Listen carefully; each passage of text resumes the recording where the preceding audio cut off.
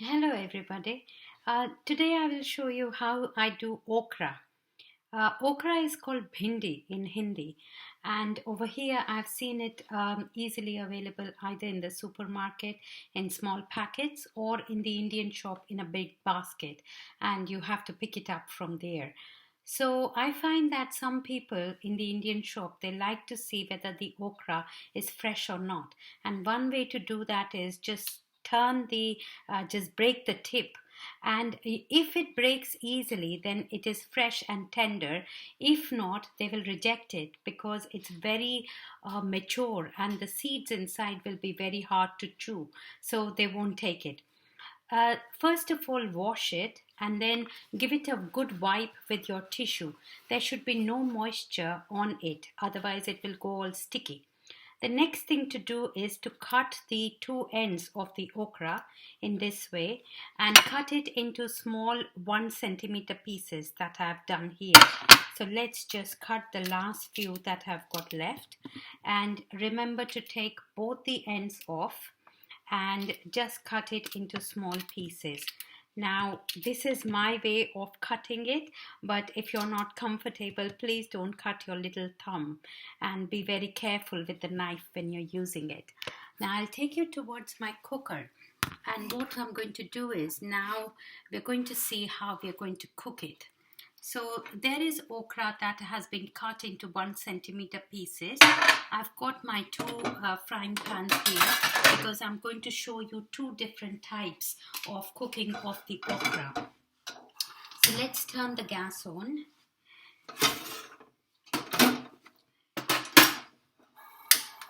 So first of all, I'm going to add some oil in it. Now the gas is on medium and I want the pans to be warm before we do anything. You can add any type of oil. I prefer to use olive oil. It's not extra virgin oil because that's not allowed for cooking at high temperature. You can use sunflower oil or vegetable oil. So let's add about 1 tablespoon of that in both of them. Okra is actually very good and has medicinal values. It's a pod. It contains seeds and can be eaten whole or can be eaten like in a salad, or you can cook it. When the oil is a bit warm, it gets runny, and you can see that happening in both the pans. At this time, I'm going to slow down to a medium heat for the gas, and I'm going to put in cumin seeds. Now these are pure cumin seeds which are going to be put in, and they splutter when they are ready. So I've just put cumin seeds. It's already starting to splutter in this pan, so I'm going to lower it down a bit more. And now I'm going to add the coriander powder. This is my masala box, and most of you will be familiar with this in many Indian houses. So it contains the turmeric, these are mustard seeds, this is garam masala, this is cumin, salt, coriander powder. How do I know the difference between the two? This is light green and the garam masala is dark brown, and I've got some paprika. I'm not very fond of too much chili, so I prefer the red color with the paprika. Now when the cumin has gone brown, I'm going to add some coriander powder in it. So you can see it started sizzling already, and I'm going to add now the cut okra into this pan. So let's spread it out, and I'm going to make two dishes. So I'm going to add half in here and I'll reserve the other half for the other pan. Let's mix it together, and now I want to cover it.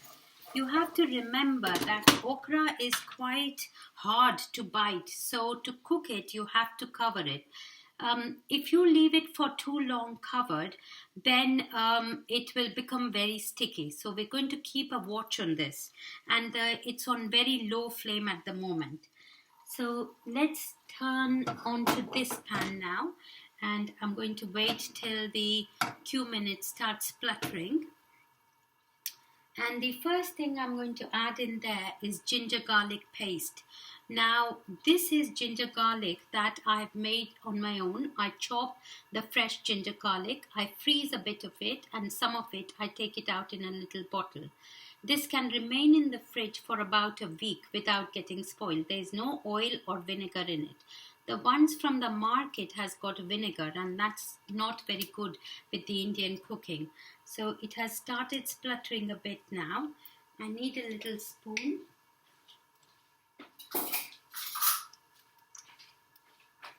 Half a teaspoon of ginger garlic paste in there, or chopped ginger garlic.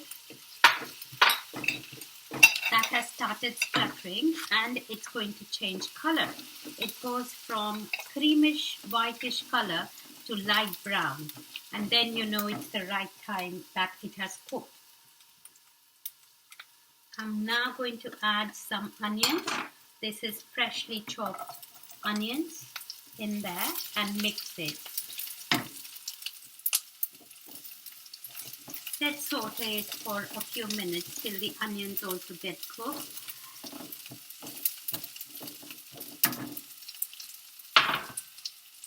I'm going to add the okra now and cook it. There's no need to add any water to this dish ever. Let's have a look at this side. It's cooking. It takes about 3 to 5 minutes for it to cook. And this is a little bit over here. And I'm going to add some plum tomatoes, because I like the flavor of these tomatoes in the okra. You can use normal tomatoes. You just have to chop it into small pieces. At this point, I'm going to add all my masalas. I usually don't add any turmeric in this, but if you want to, there's no hard and fast rule. You can always add it. So I've got some garam masala here, some paprika, some coriander, and I'm going to add some cumin powder to it as well. And let's just mix it. You will see that I add salt at the very last minute, and that's because the salt will otherwise it makes them leave some water and everything will go sticky. So let's cover that, and on this one now we can add all the masalas that I haven't added yet. So I'm going to add some garam masala, some paprika, and because there is no tomatoes in here, I'm going to add the dry mango powder. This is called amchur, and it is easily available in the market. So if you put all your spices in airtight jars, this one is from IKEA, they remain for nearly a year without getting spoiled. And the thing that I didn't add is my cumin powder. So add that in and just keep stirring. As I was telling, okra has got very good nutritional value, because at the end of the day, it is only fiber. It has no carbohydrates in it, and it is a very good digestive for the tummy. So this is coming on nicely.